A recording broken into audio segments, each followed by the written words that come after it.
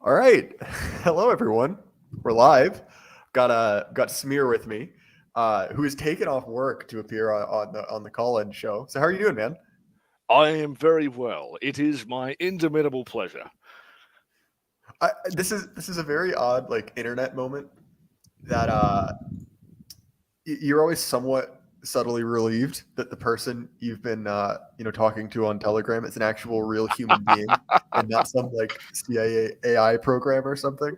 I think probably the biggest occupational hazard, I mean, not that I have any internet fame, would be getting someone on and they have no social tact or aptitude whatsoever, Oh, especially it's when gotten close a few times, and I will name no names, but there have been a few times where I look at I look at the recording. I'm like, oh dear God, it's only been 25 minutes. How are we going to extend this?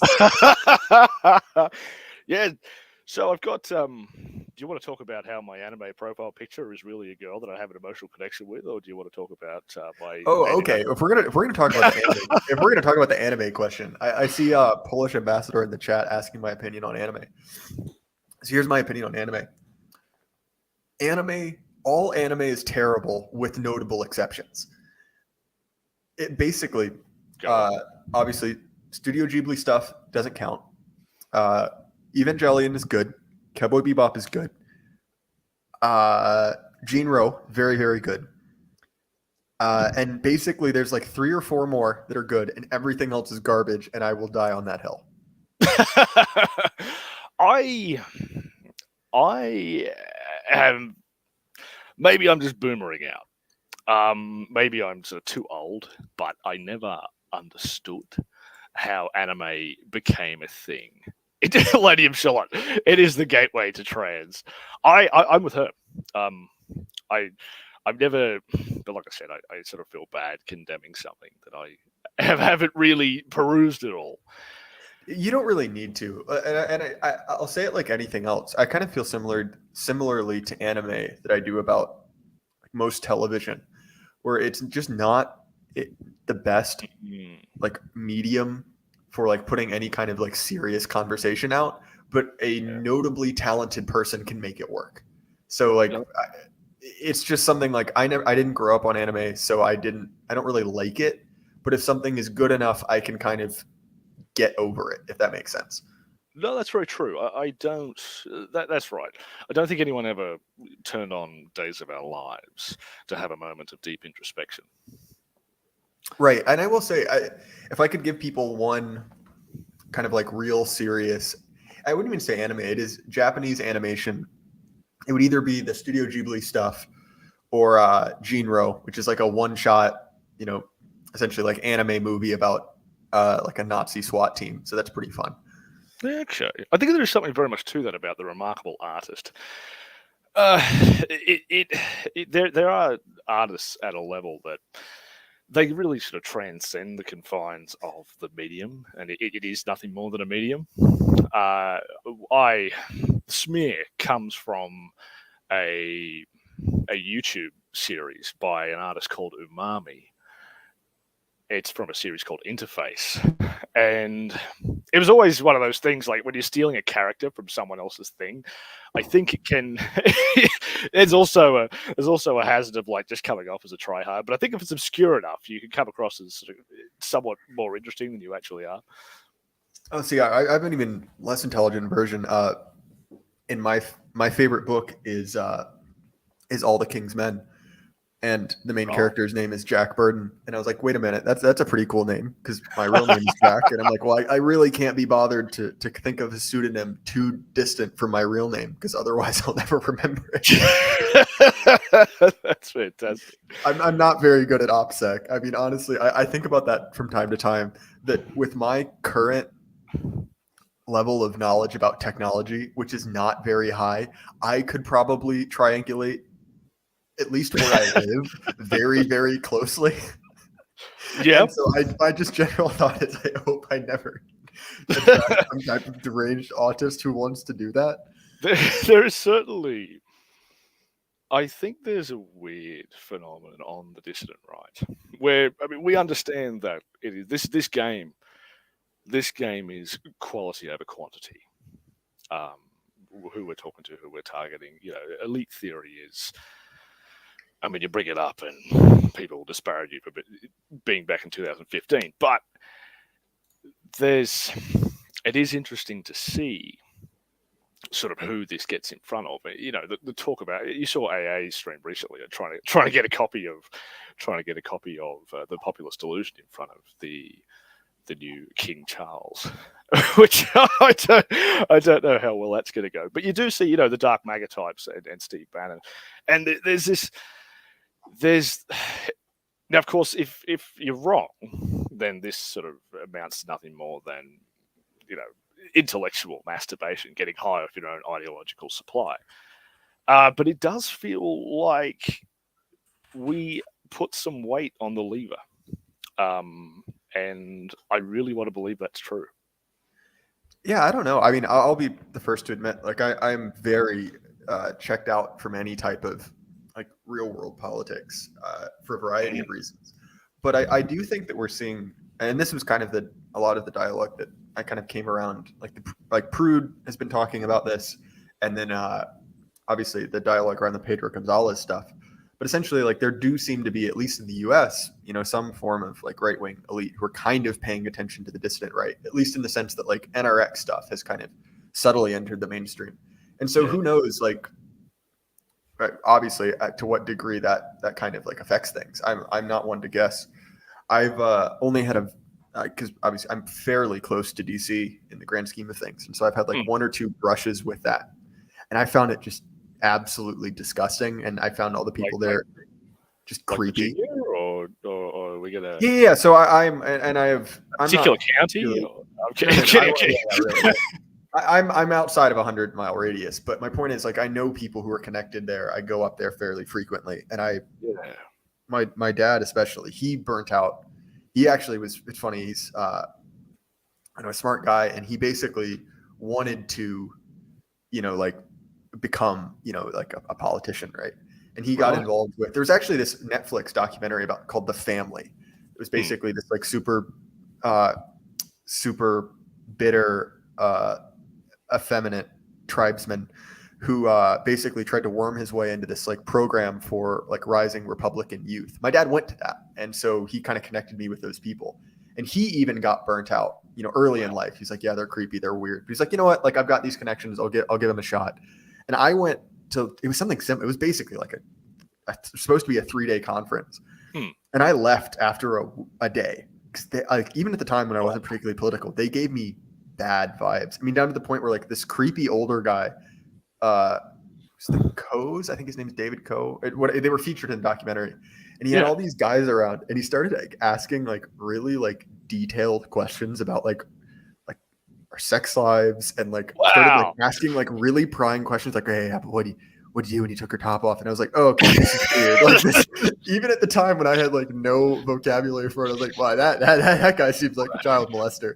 That's an adrenochrome consumer if I've ever met one. Oh, yeah. See, that's what we call the Bohemian Grove screening process.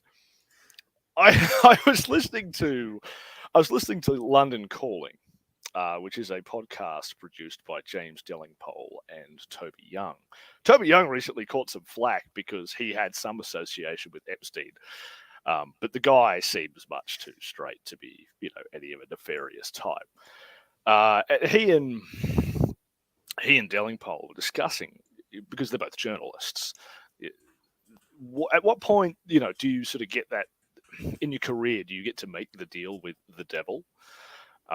It's like, I've been to university, I've studied this, I've been writing for, this particular, tabloid for however long.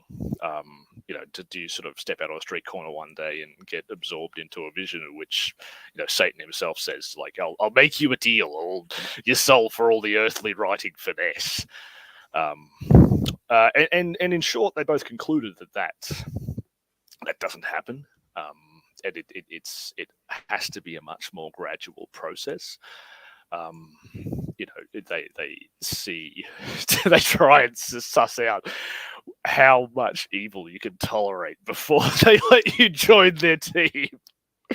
I thought the same thing, right? Because there is always the question of like, like does the Secret Service, when you get into the Oval Office, right, like pull you downstairs, put you in a dark basement, and basically say like, well, if you don't do what we want, you'll end up like Kennedy, And I could never prove it, but yeah, you always do wonder it. I mean, I think it's harder to imagine that, like kind of in a post-Trump world, but it does seem that there is this like, and maybe it's just that in order to like advance traditionally, you kind of have to slowly sell your soul piece by piece, right?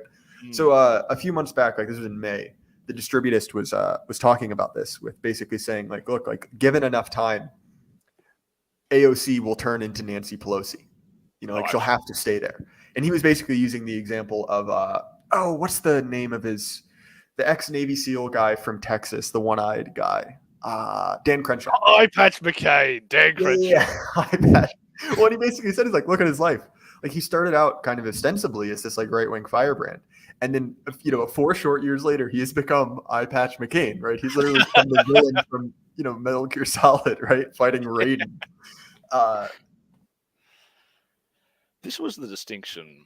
It was a dispute between Mosca and Pareto. Do they believe? Yeah, Lance Ace just came in and said they killed our Catholic president. Amen, brother. We're gonna get him. I think they got the wrong Catholic president. I'll put it that way. The disagreement between Mosca and Pareto was: do they actually believe? Are they, do they believe their own? They drink their own Kool-Aid. And I'm sort of inclined to say that the answer is yes and no. It's not something that I can sort of preach on with a grand conviction, but the way that the bureaucracy consumes your soul, I think you fundamentally need to sacrifice a part of your humanity in order to serve in those positions, to be part of the Leviathan. No, I completely agree. And there's something about it, right? Which is that like, say what you will about, like, obviously there is something to the fact that, like power and decadence does corrupt you. It's kind of like a human constant. But it seems like whatever this managerial system is that Burnham describes enables dehumanization at such a dramatic scale. Right, where it's like, say you will, and this is what my actually you've probably heard him in the Telegram. What George Bagby always talks about. He's like, look, like if you're a small town capitalist, like look, like where I was, I'm along the fall line of the James River, right? Which essentially these were important industrial towns because kind of around the era and a little bit before the American Civil War, like if you wanted to move large quantities of stuff, you did it by a river, right? You floated down to the river to the ocean, and then on a boat, and so.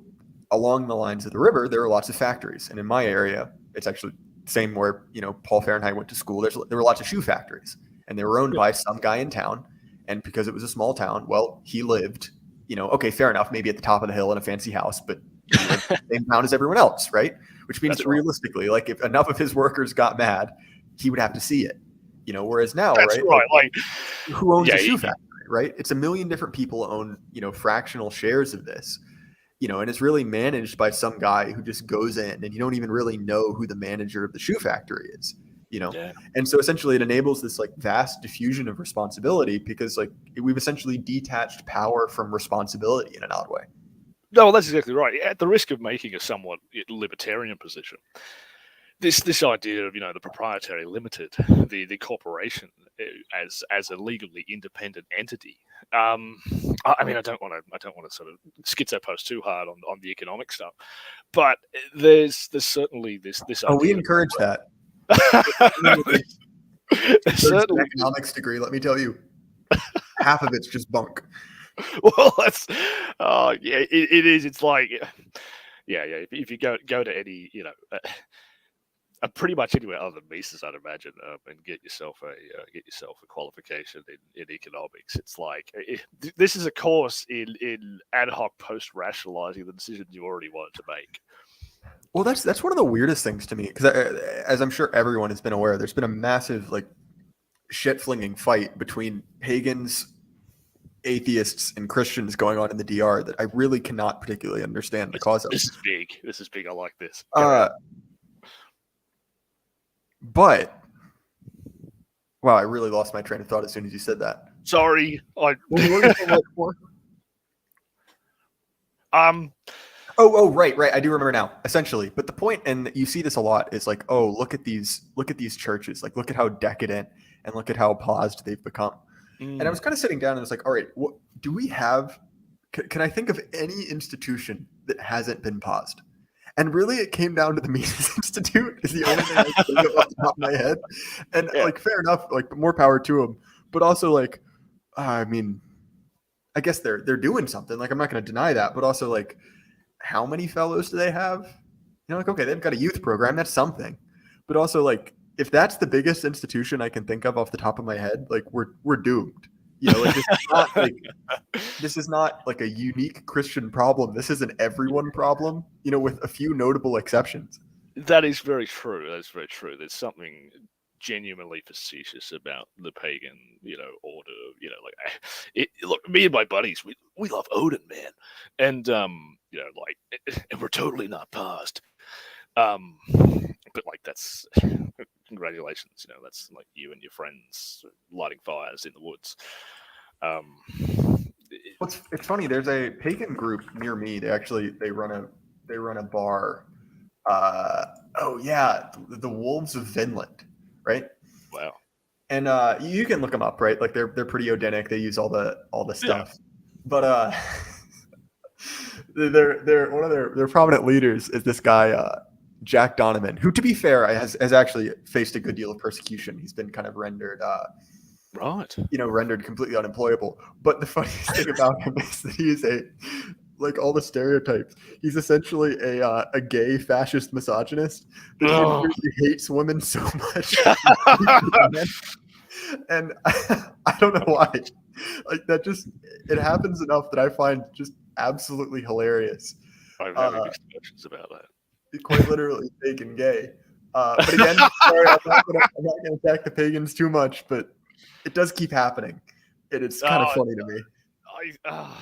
Look, what is your confessional heritage? Where do you come from on all this? So I'm pretty similar to Lady of Shalott and Thomas 777. I'm a pretty conservative Presbyterian denomination. So okay, pretty Anglo, pretty Protestant.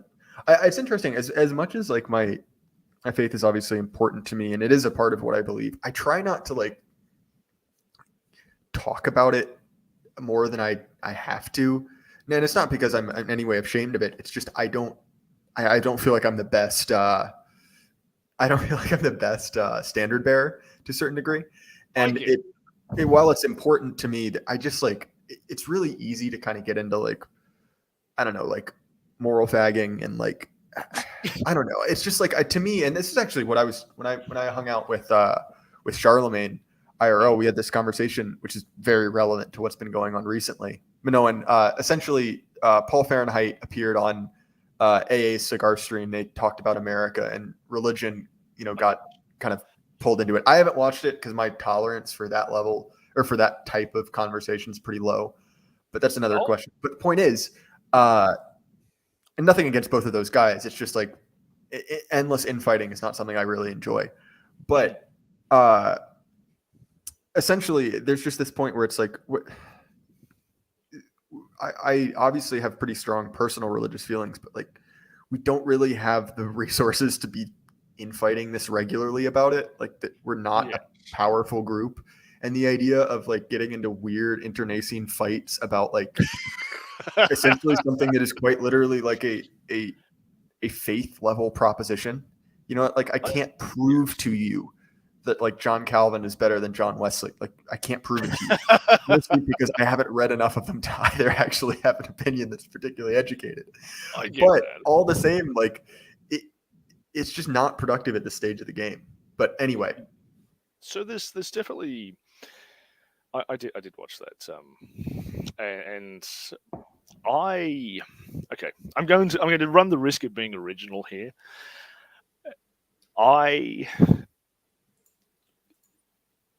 At the moment, right? This is I think I alluded to this in the chat about having an American versus an English dissident right cage match. Is that on a certain level, this is people talk about the positive vision, and Charlemagne and Prude have been just driving this nail on the head. They've done a really good job about, if you allow me to make an original joke, very prudent, and understanding that we there's a time to be serious and a time to be taken seriously. And I don't say this like anyone who has some authority, but the insight I want to share is that we are, for all our different confessional, ethnic, cultural heritages, and America alone, being easily divided into multiple cultures and subcultures, we are unlikely allies against a much greater evil. As AA would say, the primary goal being to clear them out. The reason there's no grand, unified, positive vision is because I genuinely don't believe there is one. I think after we clear them out, the answer is probably going to be something more parochial. Well, to me, it's why I actually I don't tend to align myself with nationalism particularly. And someone sent me a Keith Woods video, and I don't follow Keith Woods religiously, but he's a very deep thinker. So this is not an attack on him. Yeah, he's basically like taking aim at the idea that the nation is a new idea, and he's like, well, it's a perennial one, it's an old one. Fair enough. And while that might be true, the idea of the nation state is a profoundly new one. Right. So when we see kind of this era of nation states, it's kind of like the 1860s, 1870s, and that coincided with a lot of things, right? Like the unification of Germany, the unification of Italy, the unification of the US, right? And that kind of like project of building nation states is kind of like a unique thing in time. And so to me, it's like, I don't think that like fetishizing the nation state is particularly useful. And to me, right, like this is what Sandbach was saying on Telegram. And Sandbach's Telegram Esoterica Americana, it's well worth your time, right? Like he's highly contrarian, but he's not wrong. I'll put it that way. Yeah. And what he was saying is like, look, like if we're taking Christian doctrine, like there's a much better argument to be made for empire than a nation state.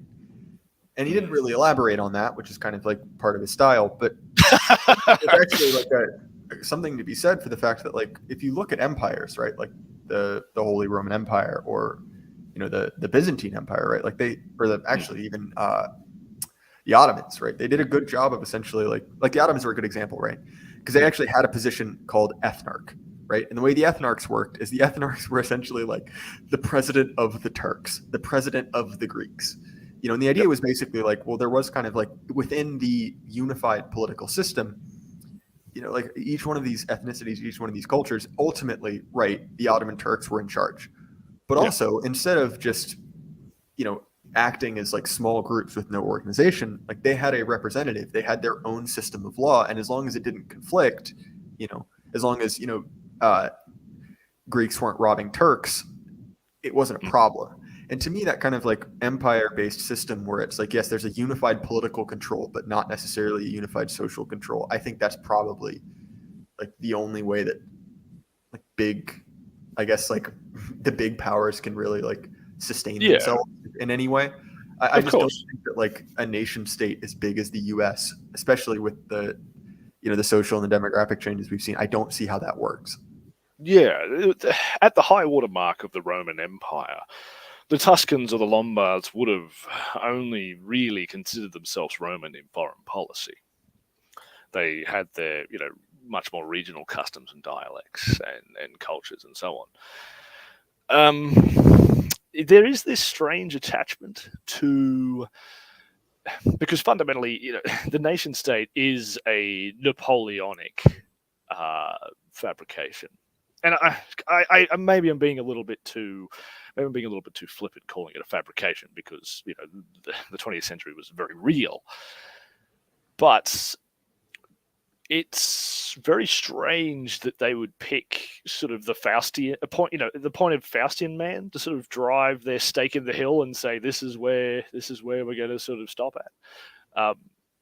When people would also, out of the other side of their mouths, understand very well that the entirety of the Enlightenment needs to be torn apart and sold for scrap. Yeah, that's it's an interesting point. I do notice the tension there, and it's part of the other reason that I feel like the the the DR is kind of like Schrodinger's group, where it simultaneously exists. Because on one hand, it's like, well, we have the same enemies, but then it's like that's a pretty fundamental disagreement that you and I have just lined out, right? That the nation state is part of the Enlightenment stuff that we throw out. Where realistically, like if you look at the origins of a lot of nationalism, it is essentially like Romantic era, right? So it's essentially like people, and you see this with the Ukrainians, right? Like their national identity was kind of invented for them in the Romantic era. So, it is odd to me. It is. I don't know if you had a playbook you wanted to sort of topics you deliberately wanted to hit, but there is something I wanted to put in front of you while I. Oh yeah, sure, shoot. Something I've noticed, as I guess I'm 29 now, which makes me like a fairly middle of the road millennial, and something that's jumped out to me a lot is just how prescient these Zoomers are. Okay, attention span destroyed by TikTok aside, the quality coming out of, to borrow an expression, the culture-bearing stratum of the Zoomers is far higher quality than the millennials or Gen X or the boomers before them.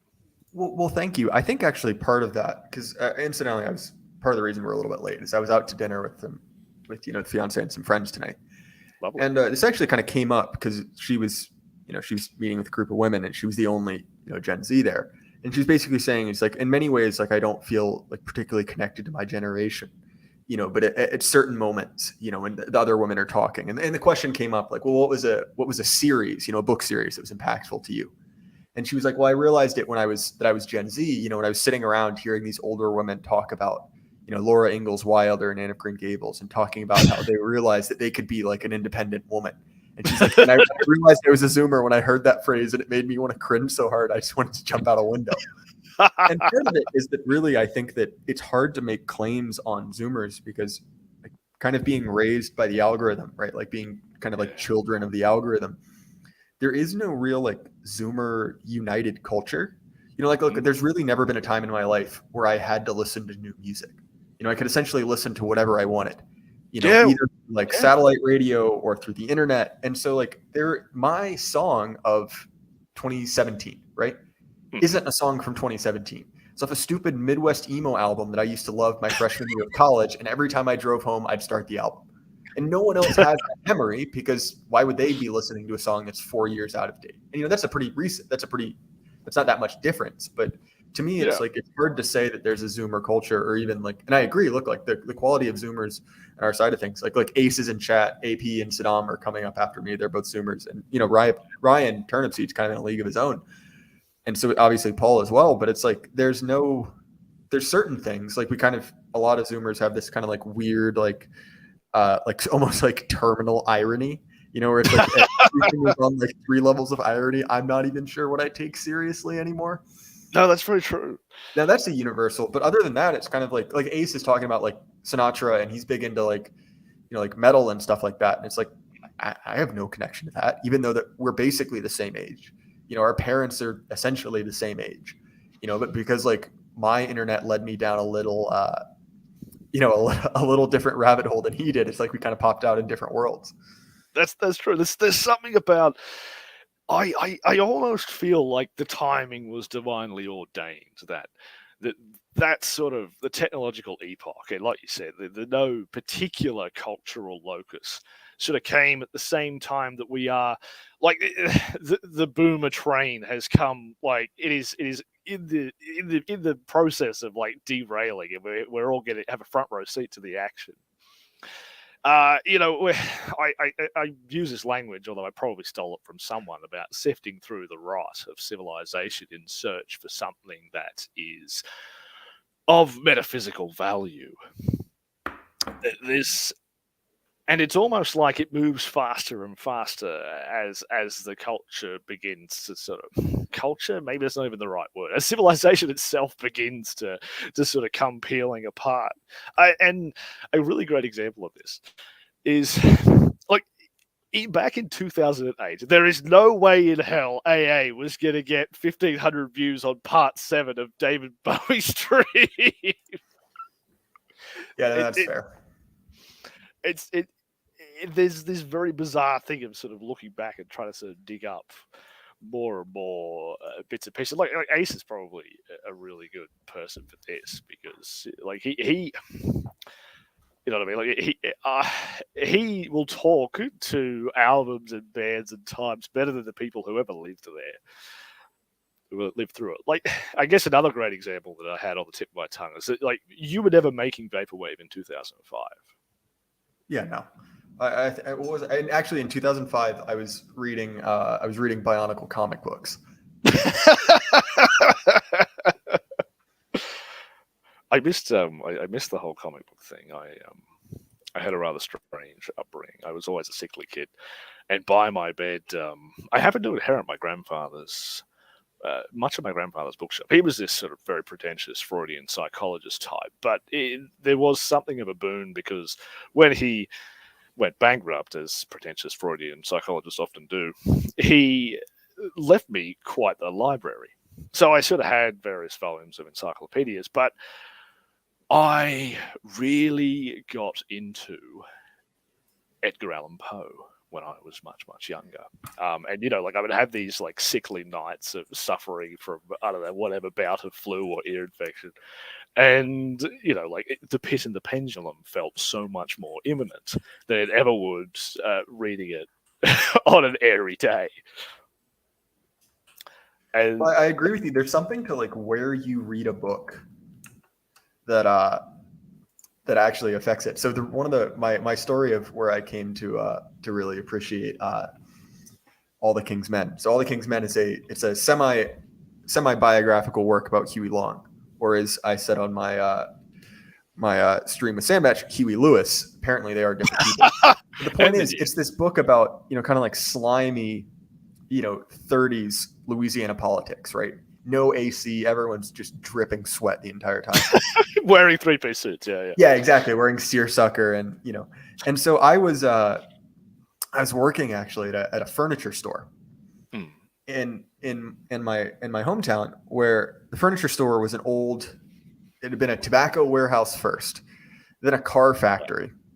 And so it was this huge building. It was probably 3 stories tall, but all one big open room for drying tobacco.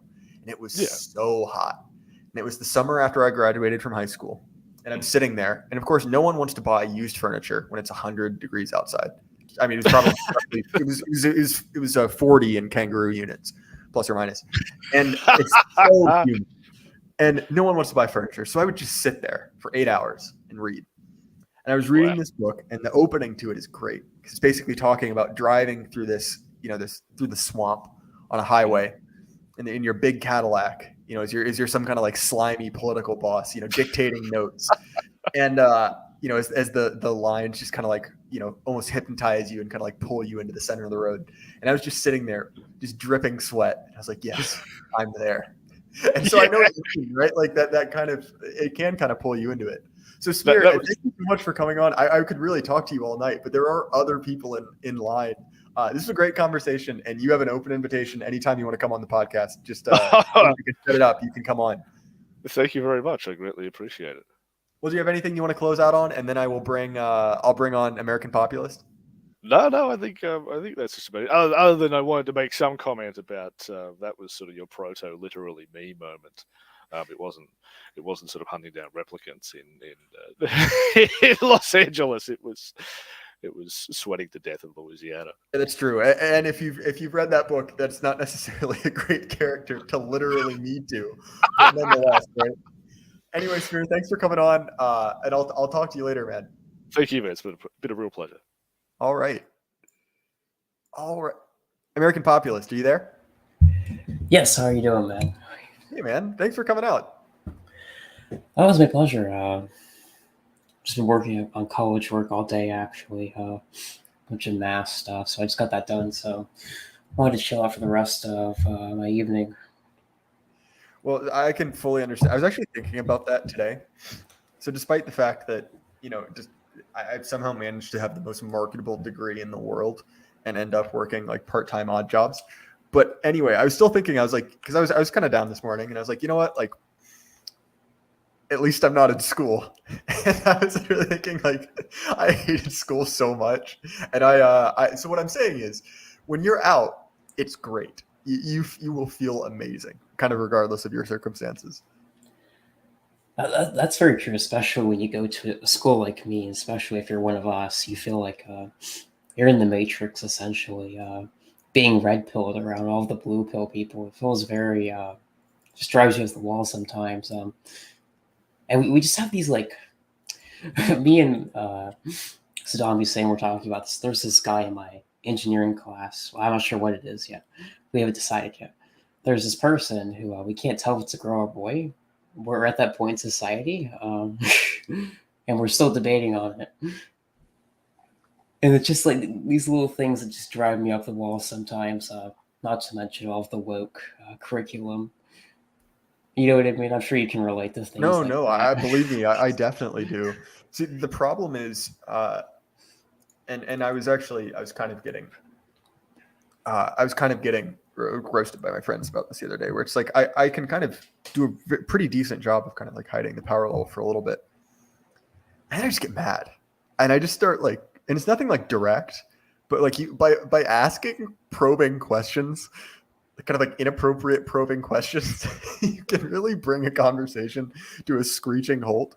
So for instance, right, like I mentioned this earlier, the conversation I had with one of my friends' in-laws. He got married, so I was talking to the family, and she was talking about how offensive it was that all of her friends racially profiled the neighborhood she worked or she lived in. They're like, "Oh, can you believe these racist people think that I live in an unsafe neighborhood just because everything's black?"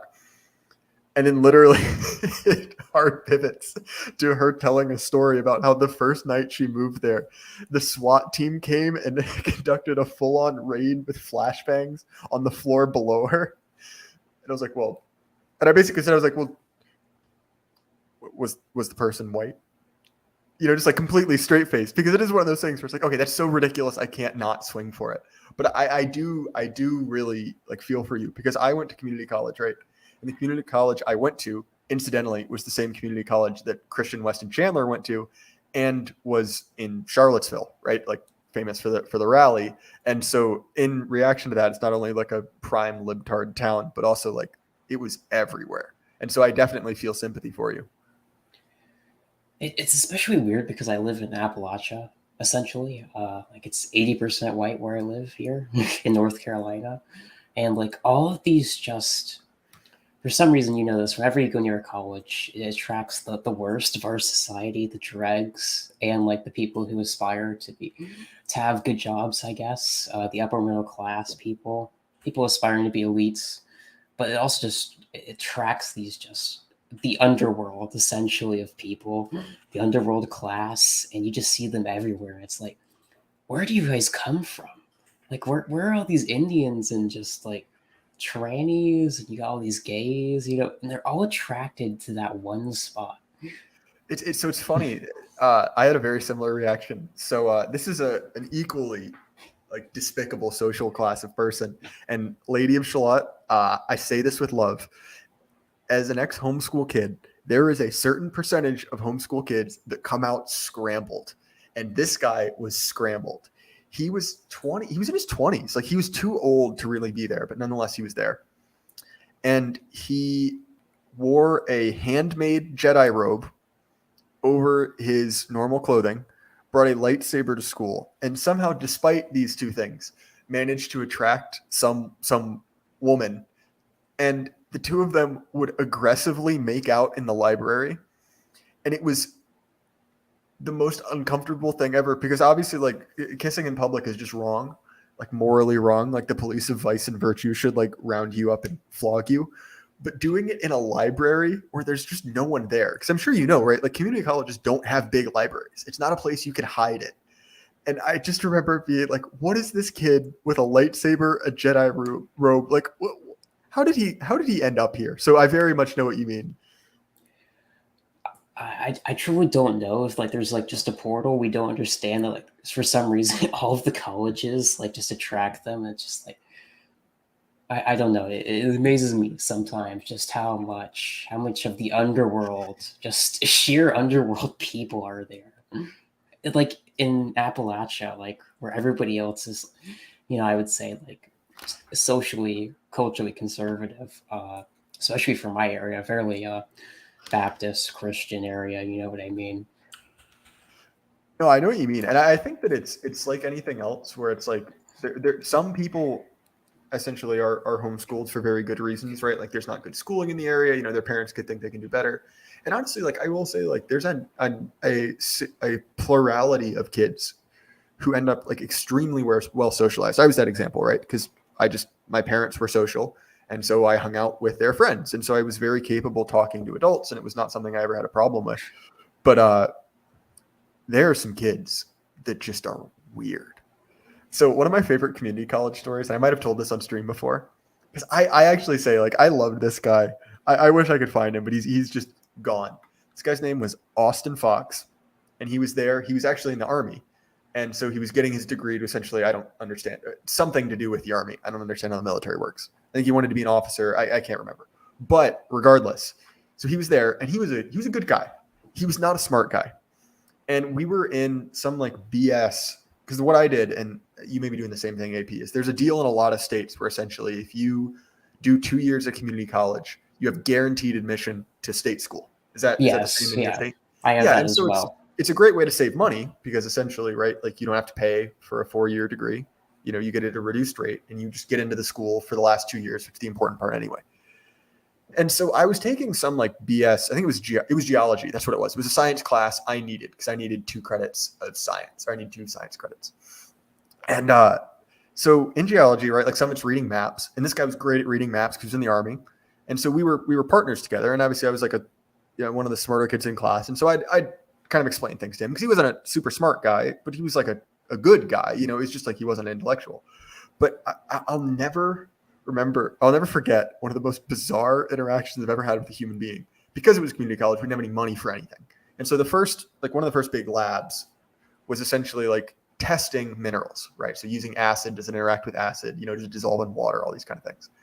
But we didn't really have enough money for a lot of samples. So for anything that was like more difficult than just like chalk or salt or something like that, they'd put a picture, and all the pictures were labeled, right? It would say like, like calcite, gold, whatever. And so given different bits of information, you either identify what it was or what it weighed or whatever, right? Like science class stuff.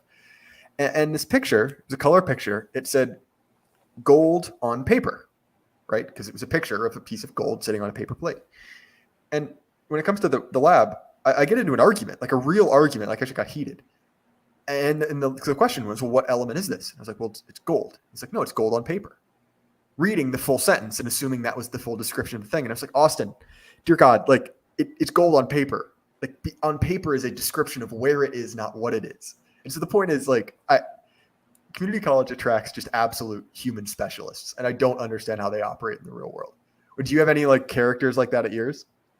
I have a couple of characters though. I haven't been there long enough to like see any real special types. Though in my engineering class, I had this person from Louisiana who is the most stereotypical person from Louisiana. Just the word I can use. Like the person you would imagine working in an oil job or gas is just there. I'm like, what are you doing here? It's just like some were they in like overalls or something? Because I feel like that would need to be part of it. No, use your stereotypical like working class Joe type look with a Louisiana hat. If you can imagine what that looks like. No, I can. I remember my first time meeting an actual like Louisiana Cajun. For a variety of circumstances that we don't need to get into, I was helping someone move into Louisiana, and their 2 neighbors on both sides were Cajuns, right? And I'm normally pretty good at understanding people's accents, right? Like being on the internet, I can understand, Southern accent, Scottish accent, Irish, like any of the like normal like Anglosphere accents you hear, right? Like it's not really any problem. But this man was speaking full like alleged English, and it was completely incoherent. Like I know Charlemagne's been in and out of the chat, but Cajuns, like they are a different breed of human, and I do not understand the way they communicate. It is just like a completely like foreign language. But anyway, man, thank you for coming on. If you don't mind, I talked to Smear for entirely too long, so I might kick you and then bring Saddam on. Is that okay with you, man? No, that's fine. It was great talking with you, Jack. Yeah, sure, man. And obviously, head over to American Populist channel. He just did a pretty good stream with Thomas. I've enjoyed your other one with him, and it's well worth your time. But don't leave now because I'm a attention whore. Definitely, please check it out. It's really good. Thomas names them. I'll just say that. All right, man. Well, I'll talk to you later. Bye. Saddam, are you there? I am, sir. How you been? I'm doing well. It's good to hear from you again. You as well. You as well. You caught me in the middle of reading a book, so What are you reading? Is this more like esoteric Arabic stuff, or? History of Islam by Robert Payne. He's currently in the introduction telling us how Mohammedans and Christians are more alike than you think. Huh. Well, as someone who knows really nothing about Islam that cannot be explained to you through like Crusader kings, I might have to take his word on that. Tuesday, FA Tuesday. Can you understand Boomhauer from King of the Hill? Unironically, I can. I'm sure you know because Saddam, we're in like a relatively similar area of the country. Boomhauer from King of the Hill is not a stereotype. He's just a real person, and I know 10 people exactly like him. Like that's why King of the Hill is so great. Yeah, at least you go into the grocery store and there's somebody speaking like that. Or there's an old white guy or a black lady. I mean, you just speak to them and assume you know what they're saying. That's honestly like I will say I haven't watched all of King of the Hill, but I do love that show because it is truly you get the feeling that Mike Judge actually grew up in like a small town in the middle of nowhere, Texas. I know nothing about him, but he would have had to essentially meet everyone like that because like it's funny. Like I do have a certain attachment for that show because I just every time I watch it, I just feel like I'm not watching a comedy show. I'm watching a show featuring people I've grown up with. Yeah, similar with Beavis and Butthead too. There, you know someone like that. Yeah, exactly. Actually, funny story that the guy who was talking about the Jedi public affection guy actually looked like Beavis and or Butthead. Like if you can take that, put it in a Jedi robe, and have him kiss some like 250-pound like white trash and monster drinking community college dropout, that's a pretty good mental image. Oh my God, that's great! Did you see the recent Mike Judge recently did a new movie with Beavis and Butthead? And no, I haven't seen it. I pay attention to no new media whatsoever, but I might be interested in that. Oh well, they go into this lecture hall, same as they always are, and it's this old feminist professor lecturing about white privilege, and she looks at him, she's like, "You two have white privilege," and they're just like, "What?" And she says it again, and they're like, "Oh my God, that's so cool!" And then they walk out and they go to like the college cafeteria and like, "Hey, look, we have white privilege," and they start stealing shit off the shelf and. Then walk out and they steal a cop car. They're like, "Yeah, we're so privileged. We got white privilege," and it's just stupid. But yeah, I've been recently consuming some older media. One was called Fritz the Cat. It's an old animated cartoon. Oh, I've actually watched that. That's very very like 60s counterculture, isn't it? Yeah. It's really weird. It's you look at it and it's just freaky, and you read into it, and it's supposed to be some sort of leftist caricature of college student, and I'm not really sure I got that, but it's. What did you think about it? Well, so I didn't finish it because I've mentioned a few times I worked for an eccentric millionaire, for essentially like managing his car collection, and one of the things he would do that I really disliked is when he would leave, to go to car shows. He was actually at the Monterey Car Week, which is a fairly famous car show. But point is, he would leave me in his house to take care of his dogs. And his house was this like beautiful old aging mansion in the middle of nowhere, Virginia, absolute middle of nowhere. And he would have me take care of his two Louisiana connection Catahoula leopard dogs, which are, pretty hound dogs. And so there was no internet, there was no AC, and he had cable television because he loved Fox News, but only news course. channels. And I can't take Fox News. And so he had like 2 or 3 movies there, and I watched all of them in one night. So it was middle of nowhere, and it was me and a dog. And like, what am I gonna do? So I did watch Fritz the Cat, and didn't get a lot out of it because I'll be honest, I was kind of like dozing through it. But to me, it seemed like. Are you familiar with? And I'm not sure if I'm saying this right, but like the Russian concept of like stuob. No. So essentially, it's this idea of like making a joke out of something by adhering to it so closely. So like being like effusive, like, oh, I love the party so much. The party's so great. It brings me to like over the top in a way that kind of makes fun of it, right? And to me, like Fritz the Cat kind of seemed like it almost seemed like a parody of itself, if that makes sense, right?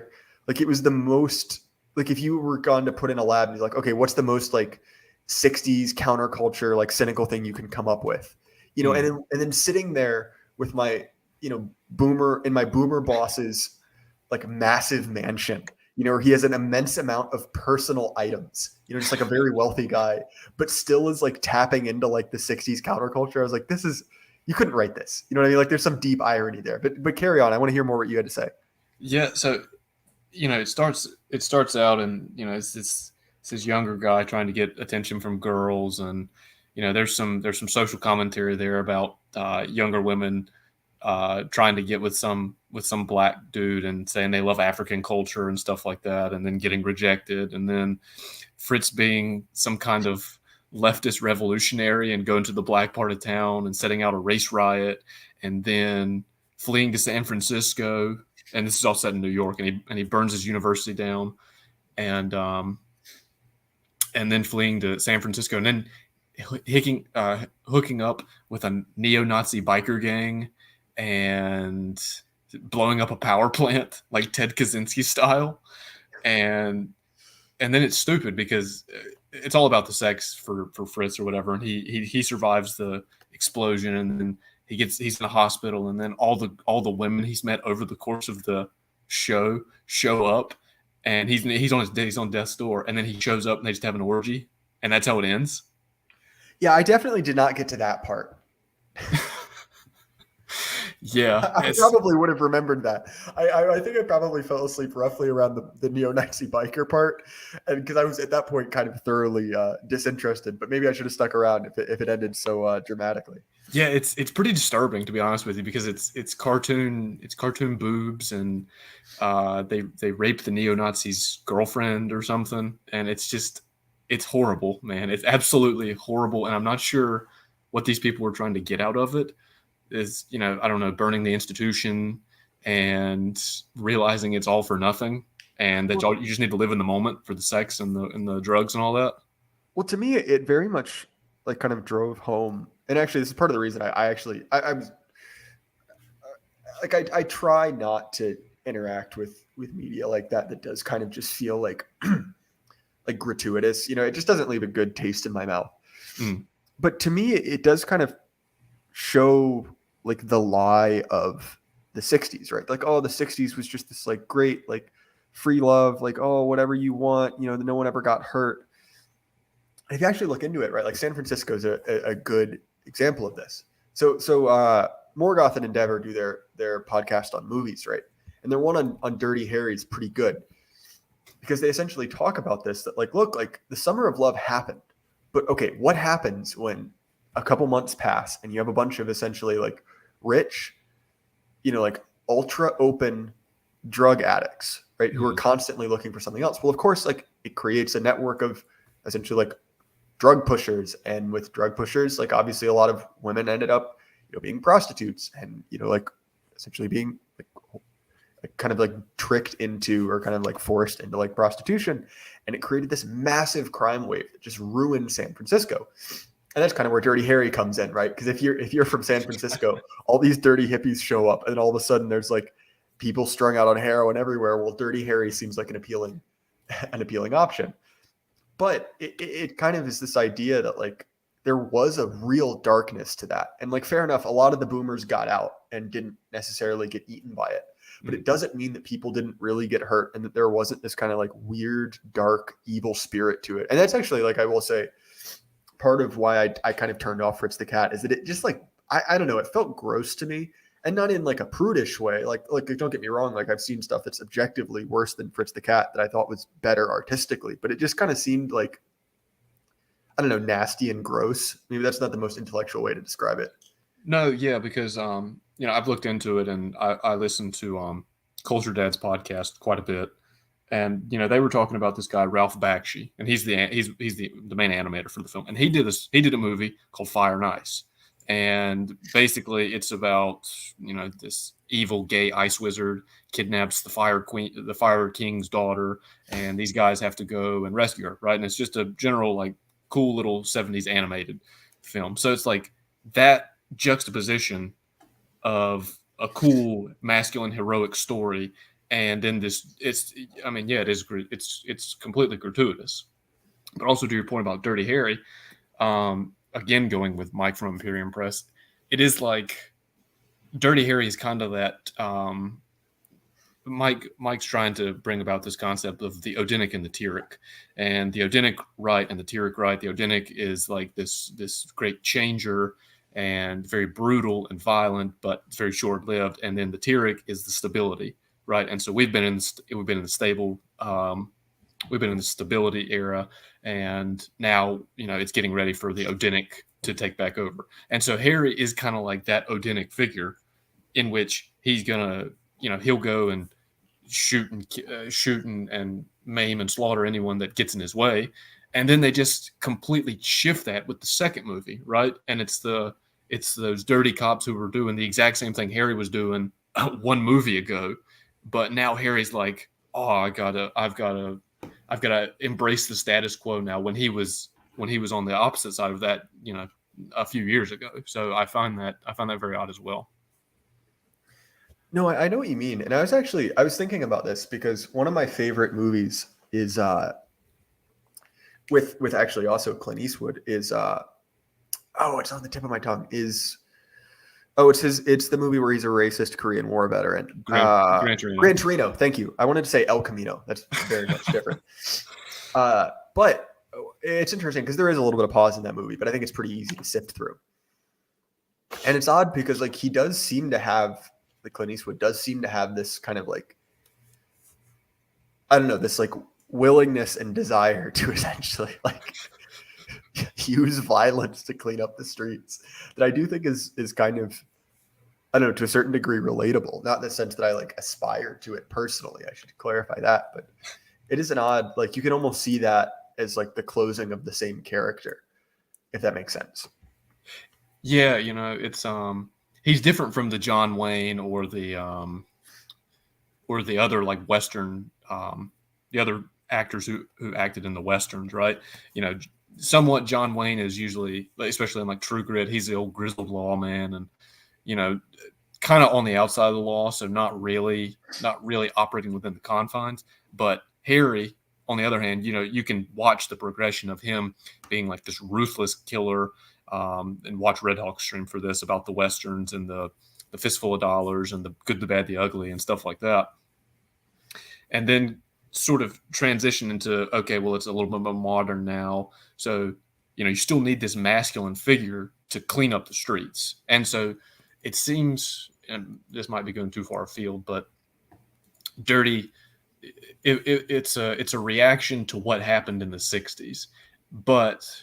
And then it's a reaction to what happened in the 60s. And then the culture just kind of kept creeping in. And then you had the resurgence of the Reaganites and stuff like that. And then 90s race riots and all that. And then you kind of, as the culture further went down, then you had Gran Torino to kind of like kick everyone into shape. And now it's just going back again. So it seems like he's almost this like stabilizing force to keep the status quo in check. And then following his movie career, obviously, but it just seems to keep going down, right? So this is honestly kind of related to the conversation about Fritz the Cat, but there's this comic by R. Crumb, I remember the 60s. It is thoroughly inappropriate. Obviously not for younger audiences, but it's kind of from another kind of like highly countercultural figure, like kind of his take on that. And I've just added that to my Telegram remnant posting. He shared it. And so you guys can check it out there. But to me, it is odd because it is kind of like the core of the boomer truth regime is this like extremely positive version of the 60s of like, oh, like it was the summer of love. We defeated racism. We got out of the war. Like we did it. We had people power. And I don't know. It's odd to me because like I recognize the importance of having like cultural myths in the sense that like, well, you can't, if you just endlessly nitpick, your important cultural figures like, oh, well, did Charlemagne really need to kill those Germanic tribe people to convert them? Like that wasn't very kind. And I realized like if you just endlessly like pick apart your culture like that, it's not productive, right? It's just navel gazing. But let's be honest, like I don't think we need to treat the myths of the boomer truth regime with the same kindness, right? Like this is a disgusting fake culture. But to me, it's so clearly a fallacy, but you also have so much kind of cultural momentum pushing you forward. Like even movies I love, that kind of like press, kind of like push that like lie along, the music you listen to. And I think especially right as kind of like Zoomers who are kind of like culturally disconnected, it's especially easy to kind of fall into that like, oh, wow, like I was born in the wrong generation, like, oh, the 90s were so cool. The 60s were so cool. The 50s were so cool. And I think it's just important to realize like how much of that is just an idea you have gotten from like movies and TV and music that's really in no way connected to reality. No, exactly. I mean, you can fantasize about the 90s all you want, but I mean, there were race riots, race relations were at an all-time low, even lower. We'll probably see them go even lower in our lifetime. It was that people were. Yeah, we are speed running that. We are headed full speed ahead. Yeah, we're gonna speed past Rodney King. We're just gonna be like, I mean, I guess George Floyd was kind of a Rodney King moment, I guess. But now that's the real question: who would win in a fight, Rodney King or George Floyd? I think George Floyd's got the mask on him because he was the bouncer. So I think Rodney King died a very odd death. He just passed out in a swimming pool and died. No comment, but no comment. Also while high on drugs. But I was just reading that the other day. I didn't remember. I hate to say this. This is like the Mandela effect. I honestly thought that he died in the 90s. I thought that's why everyone was upset. Yeah. And the fact that he was still around as recently as like 2015, I was kind of shocked by it. I was like, wait a minute, wasn't the whole point that he died? Because if he didn't die, that was not worth it. No, I mean, like, you get those scenes of the people pulling the trucker out of his cab and like beating him to death, and you're like, wow, someone must have died. Nope, he got. I mean, don't get me wrong, he got beaten. He got beaten by the police, but I mean, was it really unjustified? I couldn't say. I wasn't born then, but yeah, I'll put it this way. It's one of the things that because I realize it's easy, especially in this like weird state of like online hyper reality, where like things never ever like stick around for more than just like 2 or 3 days at a time. Mm-hmm. But every once in a while, I do kind of have that moment of like, hey, does anyone remember like a year and a half ago or 2 years ago when we just all decided it was just open season in every major city in America and everyone was okay with it and we just never mentioned it again?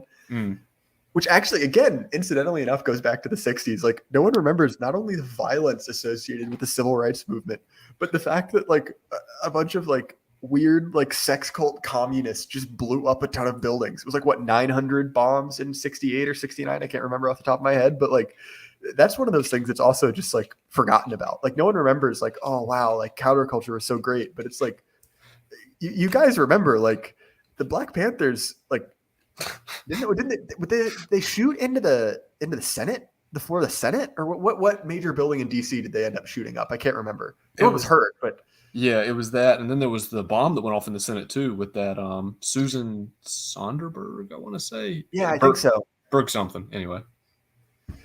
which is nowhere near as bad as a bunch of cute-hard boomers farting on Nancy Pelosi's staff. That is the most severe challenge to our democracy the world has ever seen.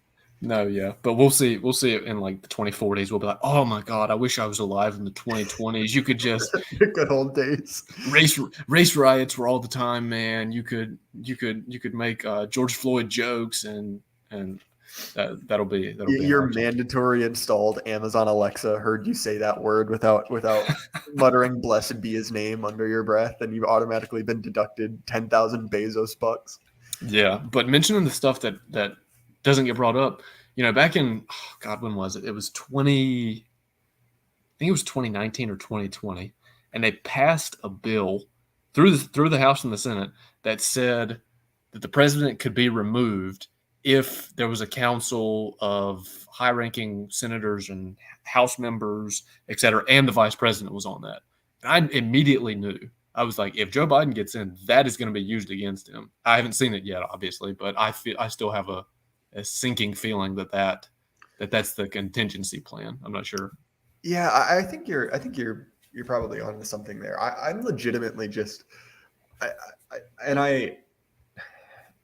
look, like I said before, I'm not super involved in real world politics. I think it's dumb and kind of gay, but I'm really curious what the Democratic the Democratic side of the next election looks like, because to a certain degree, the ball is kind of in their court, both when it comes to who they select and also like how much free and fair is added to this election. If you catch my drift.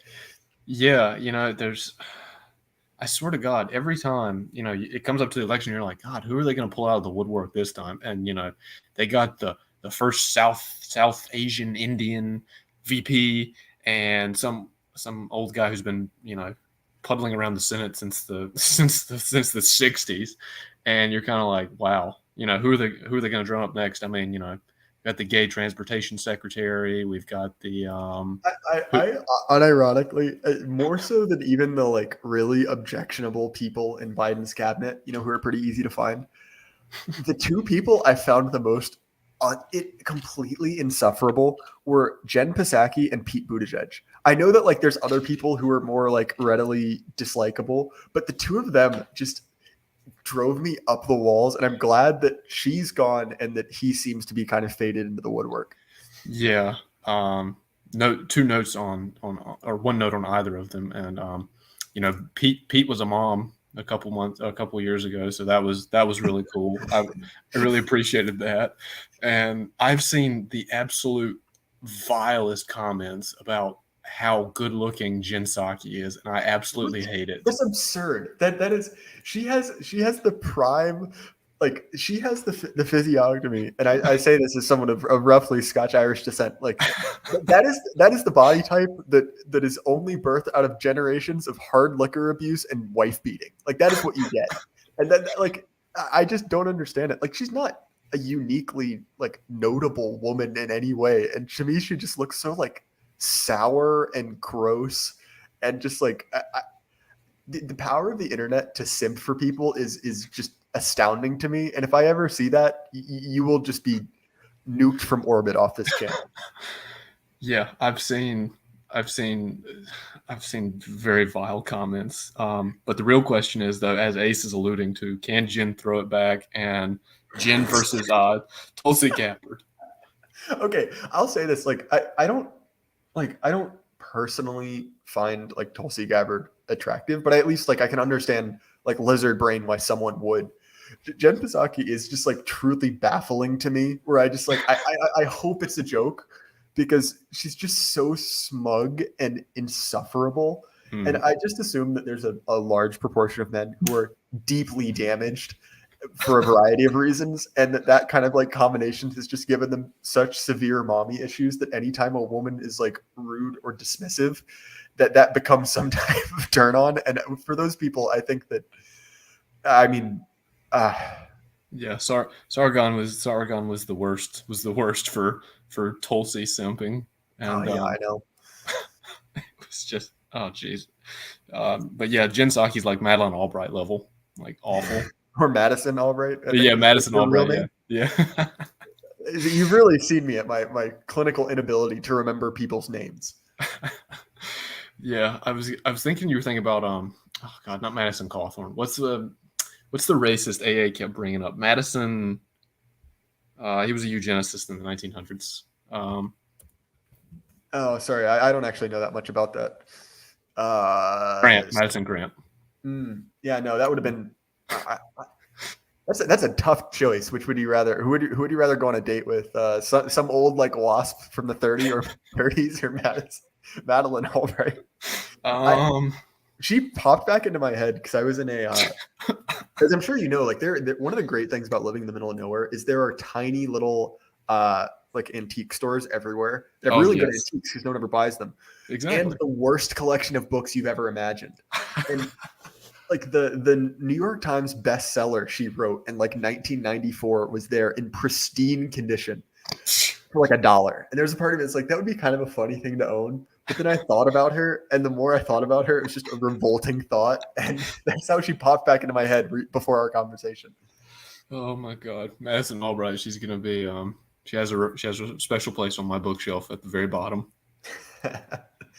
All right, man. Well, thank you for coming out. I enjoyed talking. Obviously, you can come back on the show whenever you want, but I think Heroic Will is next up, so I'm going to bring him on. All right, sounds good, man. All right, well, I'll talk to you later, Saddam. All right. H-Dub, how you doing? Good. Can you hear me? Yeah, I can hear you great. Perfect. Yeah, I'm on mobile, so I shifted up my my setup. I'm just now catching kind of I'm just now catching the tail end after putting both the kids down for sleep time, and yeah, filling in on all the nice commentary on what would be the political hotties of the day. We've discussed all the hot topics. There was a Polish guy who wanted me to talk about anime, and then it's been all downhill from there. We had a little bit of digression about community college, but really nothing important's been said at all. Oh, fantastic! I'm gonna fit right in then. I spent most of my day just in Telegram arguments with pagans, asking them to post physique. So probably about on par for the course. That's true. All I'm saying is there's a lot of like based Odinic Chads, but you'll notice you'll never actually see based Odinic Chads. You just see Christian artwork of pagans. And they're like, but I look like this sculpture. And I'm like, but do you really? Yeah, no, this is I've known about the feud, and I know that there's obviously tension, but just the level of, I don't know, what is it? Like the pagans have a really bad habit of coming across like abused atheists that are just mad at their dad.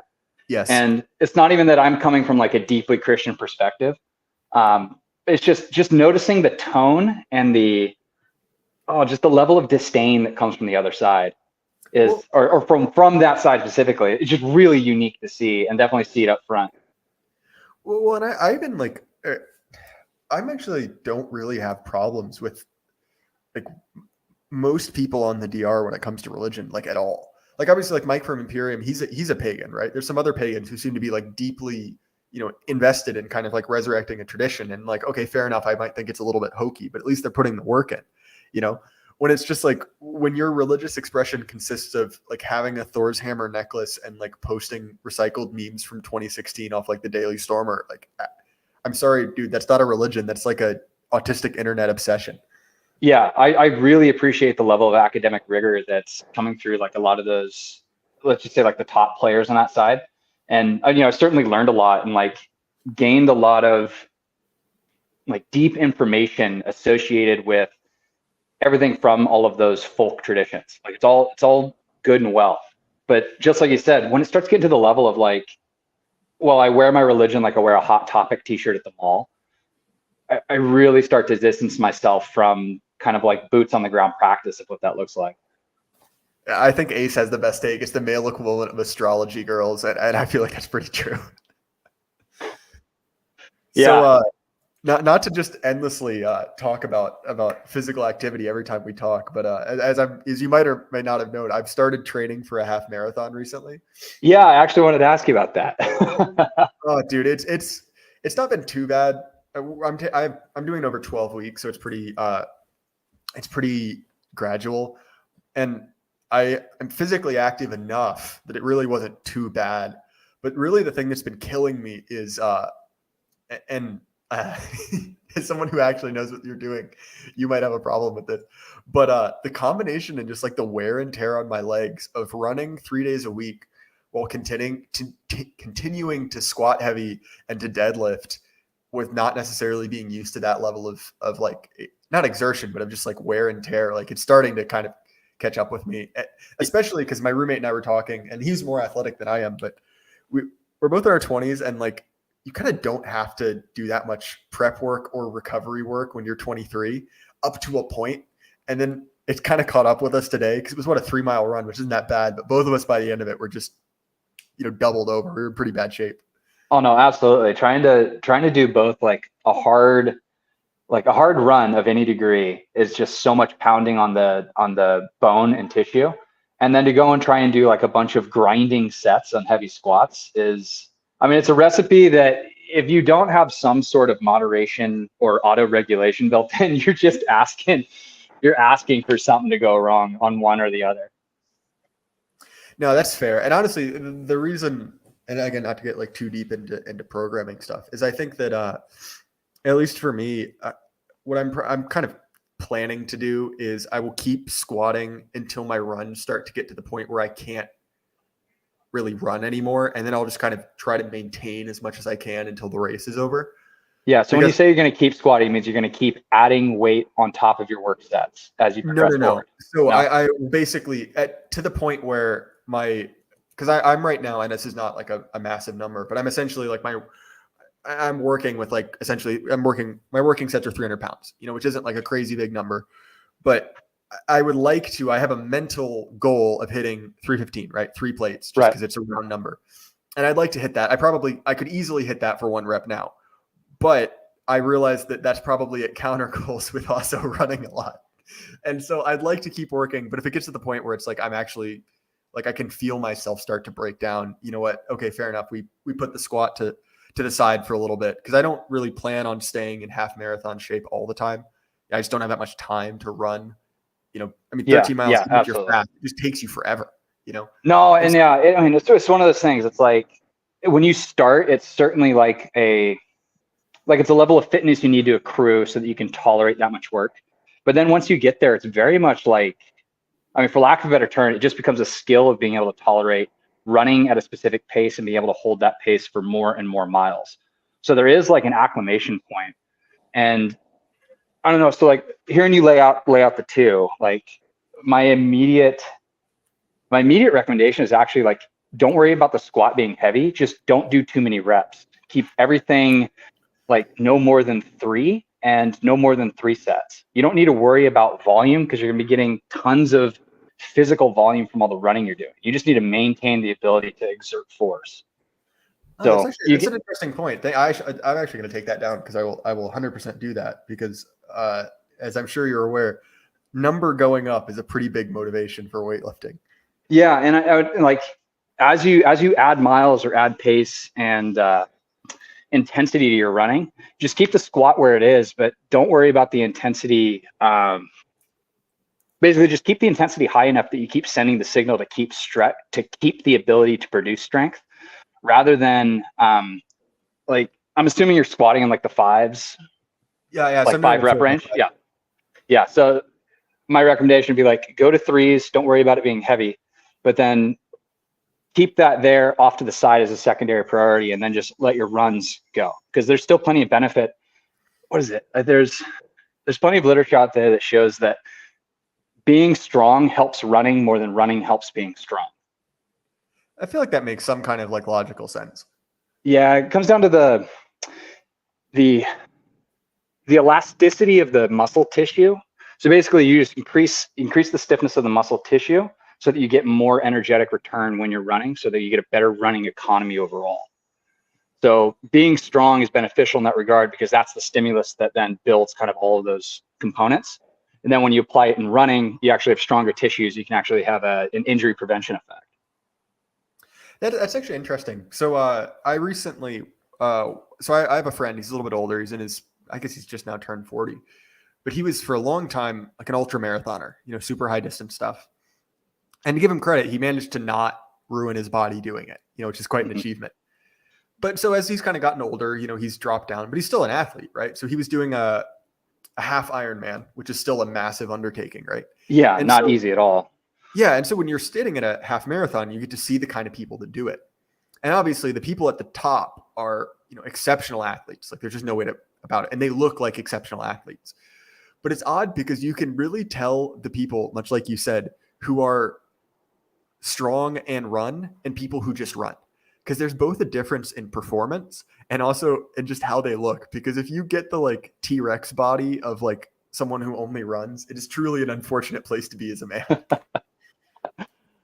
Yeah, absolutely. And that's that's one of the biggest benefits of, let's turn this into an ad for my specialty here. One of the biggest benefits of weight training is that you put on muscle, and muscle in and of itself is probably like it's the best tissue for longevity. The longer you can hold on to muscle later into your life, the higher the quality of life. It's typically kind of how like you can sift out through the research, purely because maintaining high quality muscle, meaning muscle that can function, muscle that can move, you can then exert more force and therefore you have a greater movement economy later on in your life as you lose, because you're going to lose tissue as you get older.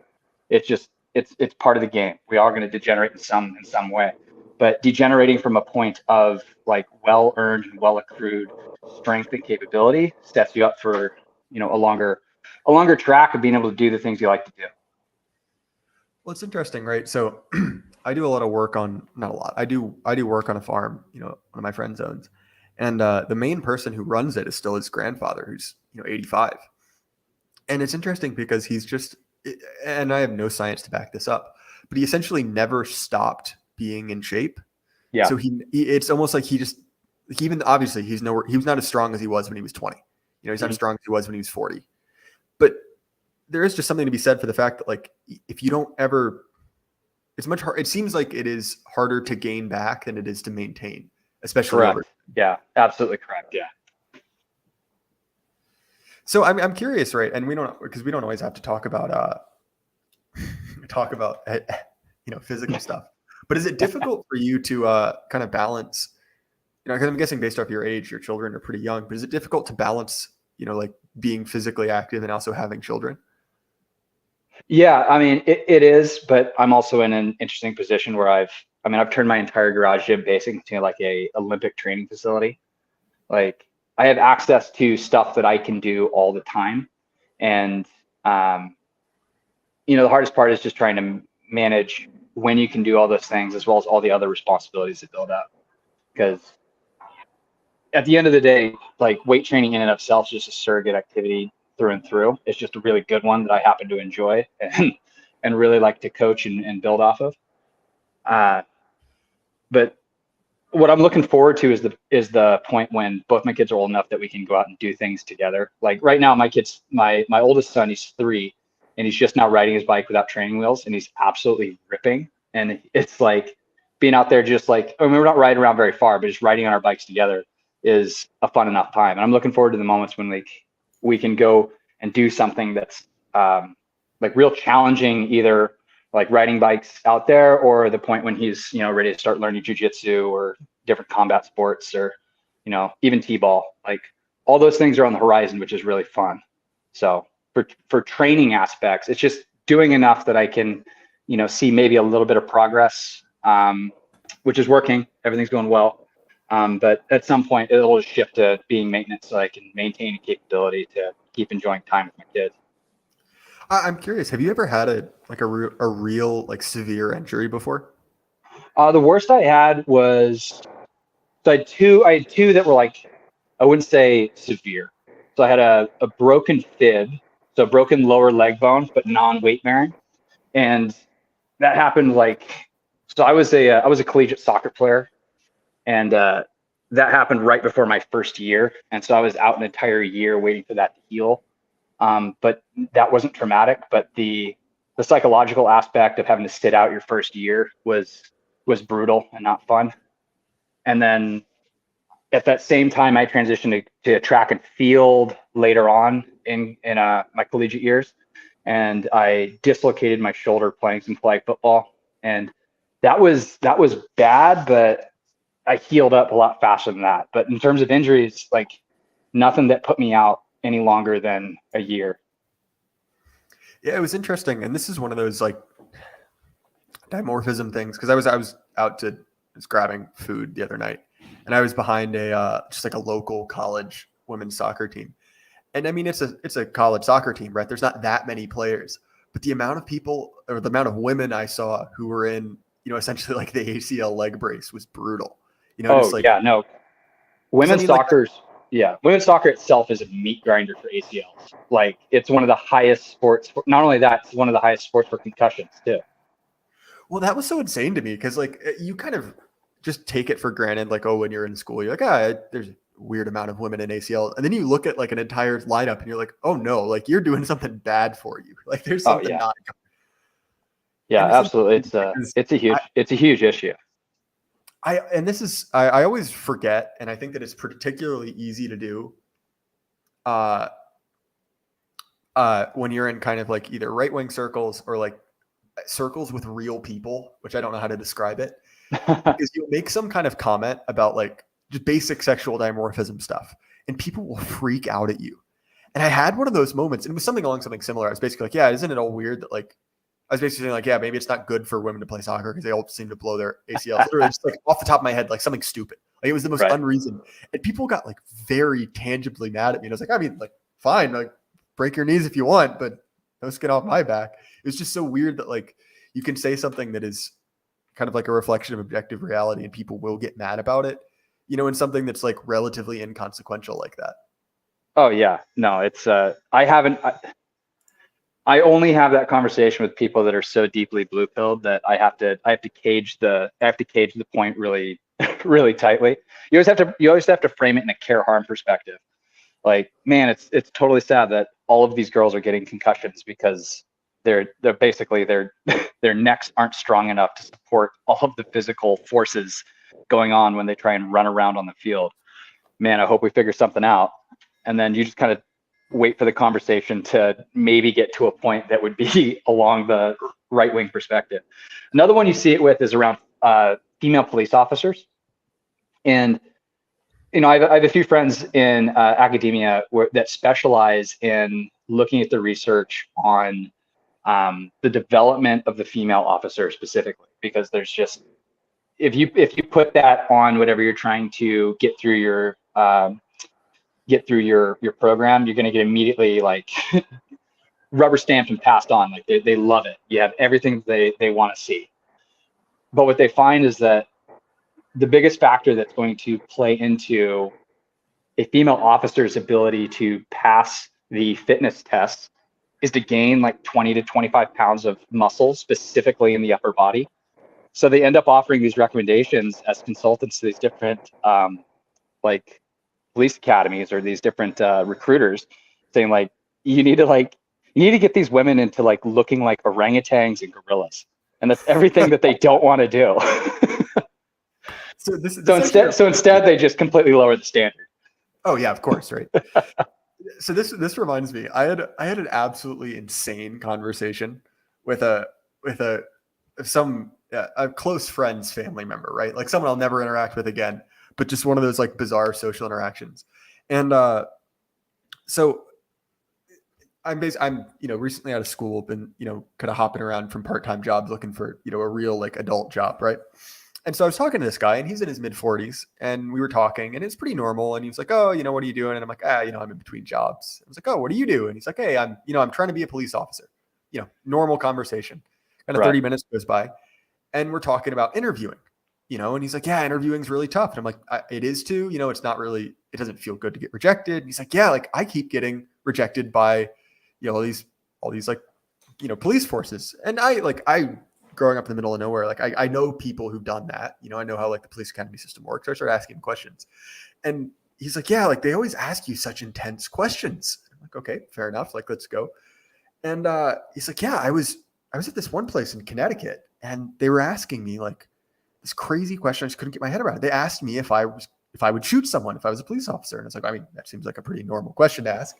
And that's not particularly interesting, but he had the best response I've ever heard. And I don't mean best in a real sense, just like this is a level of delusion I've never interacted with. And he's like, and I told him, well, I wouldn't have to shoot him, because I'm faster than him. I could just run Oh away. God.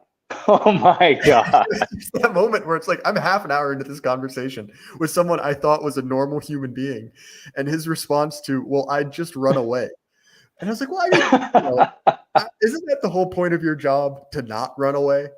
But yeah, it's just like, it's one of the oddest like interactions I've ever had with a human. And he's like, yeah, and I don't understand why they don't call me back. And I'm like, okay, man, I feel like I can probably tell you. Yeah. There's some red flags here. But I was thinking about this actually on my run, because look, like I'm not a particularly talented runner, and I was really like kind of suffering through that first week. But I was kind of thinking, like, obviously, like there are positions in the world which, due to my, like potential or whatever, I just wouldn't be able to do. But also, like what you're saying about female police officers, there's this like exogenous force that's kind of like forcing that to be real, even if it wouldn't naturally occur.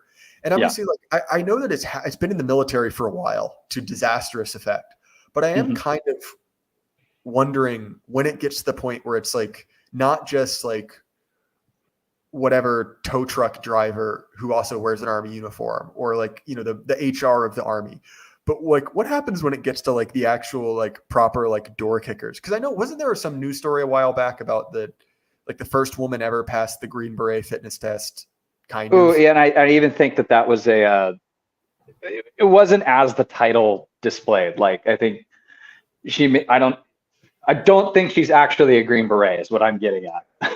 That's my feeling as well. But I am curious, like it's coming. Like, there's no way it can't, like, if all trends continue, right?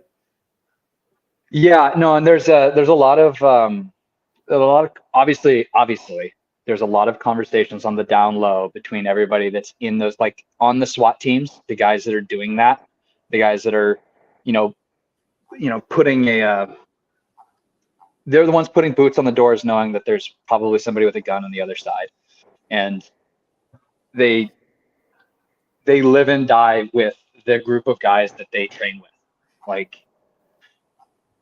And they're having this conversation too, but they're not allowed to have it in public. And it's going to be real interesting when you see SWAT teams. I mean, what's going to happen is that teams disband, and they're maybe going to try it, and then somebody's going to get hurt.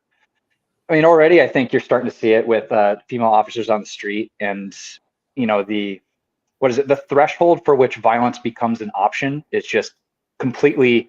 It's way bigger if you're a 125-pound female and you have no upper body strength.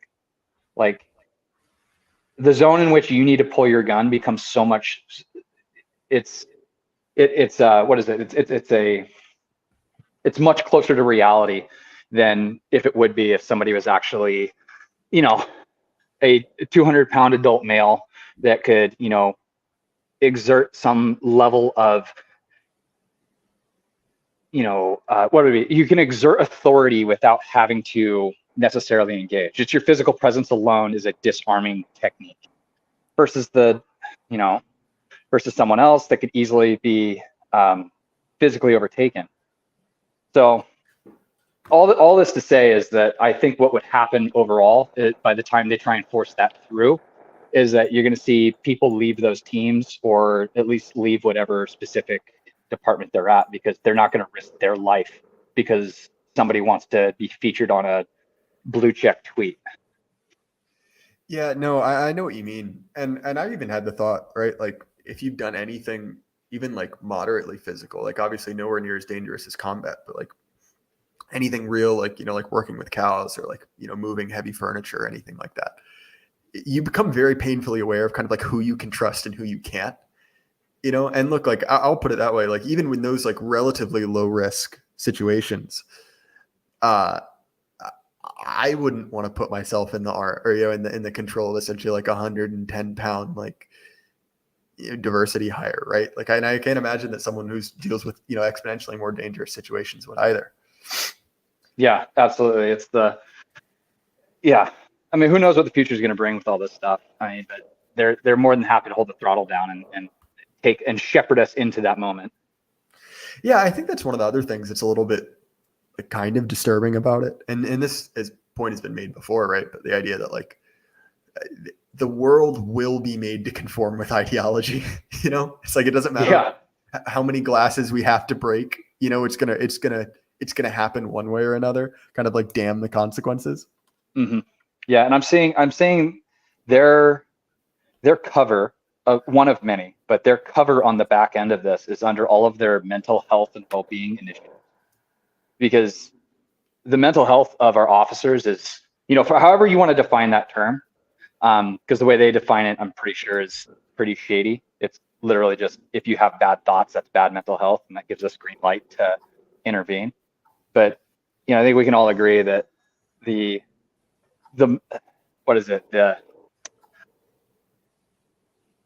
confidence that any officer would have in the institutions that they are currently in, they're even losing it, and the level of outside pressure they're getting from, I guess, the mainstream understanding of things is so, it's so negative that they have to cover up all of the like the level of depression, the level of breakdowns, the level of suicidal ideation. Like, and don't get me wrong, that's always been there, because combat comes with its consequences and brings a level of trauma that the human mind can easily be broken by. But we're in times now where they're struggling so hard to try and cover up the fact that not even the officers themselves have the confidence to be out in the streets trying to do the things they need to do. Not to mention that they're being basically told to go and do your job with your hands behind your back and unable to intervene. I mean, I've very much thought that, which is like, if you want, and I realize that dealing with these people on the terms they set is like completely fallacious, right? But if your like real goal is to improve the quality of like law enforcement, the situation we've created is the exact opposite reason. Because essentially, like, if you want to be a police officer right now, there's something wrong with you, right? Like, there's something like you need to be checked. Yeah, you need to get yourself checked. It is not a good environment for you to just naively walk yourself into. Right. Like, either you don't see what's going on, in which case you're probably too dumb for the job, or you think you can be a part of it, which is its own problem, or you don't care and just want to shoot people. And none of those seem to be particularly like this is we've literally created an algorithm to sort out rational people. And look, like, I'm far from the biggest, like, I don't particularly like the security state in America. I think it's like demeaning and not particularly effective. That's not my point. But also, we do need some kind of law enforcement in our country for it not to become Somalia. Like, I think that's a pretty reasonable ask. And I think that and this is actually what Saddam and I were kind of saying, an hour or so ago, where it's like, look, like, this is the groundwork is not being set for a happy and peaceful 10 years. I'll put it that way. Yeah, no, we're walking towards, I mean, that's, what is it? Pay attention to South Africa and start learning, start taking notes. Well, right. Yeah. I mean, to me, that's, and obviously there's some significant differences between us and South Africa, but there's another part where it's like, look, like, and South Africa has been dealing with like blackouts and brownouts for a long time, and load shedding and things like that. But if you told me 2 years ago that there would be significant parts of the country where like the power grid could conceivably just turn off, and not due to some like natural disaster, like the power grid just would cease to function, like, I would laugh at you, right? Because that's not a thing that happens in America. That's a thing that happens in like third world countries. Yeah, you would assume that there would be adults in charge that would be able and willing to stop that problem from occurring.